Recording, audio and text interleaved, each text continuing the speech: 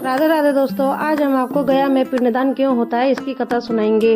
कहते हैं कि पहले जब पिंडदान होता था तो पितृ स्वयं अपना पिंड लेने आते थे और हमें दर्शन देते थे और आशीर्वाद भी देते थे, परंतु अब ये सब बंद हो चुका है।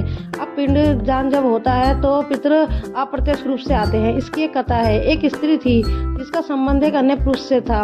उसका विवाह जब दूसरे पुरुष के साथ हुआ तब समय बीता और उस समय बीतने के साथ साथ उसका एक पुत्र हुआ। उसके पुत्र जब बड़ा हुआ तब उसका जो पति था वह स्वर्गवास हो गया था। अब उसका जो पुत्र था वह अपने पिता का पिंडदान करने के लिए गया में गया। जैसे ही पिंडदान करने लगा तभी वहाँ पे दो पुरुष प्रकट हो गए। तब उस स्त्री को बहुत ही शर्म आई अपने ऊपर।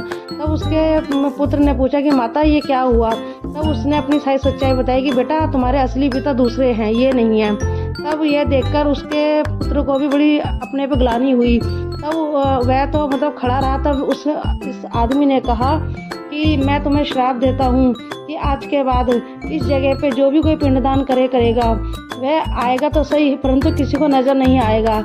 यह सुन वह माँ बेटे दोनों को ही शर्मिंदगी हुई और उन्होंने क्षमा भी मांगी कि हमें क्षमा कर दो, हमसे गलती हुई। अब वह दोनों आदमी जो थे वह पिंडदान बिना ही लिए वहाँ से चले गए थे।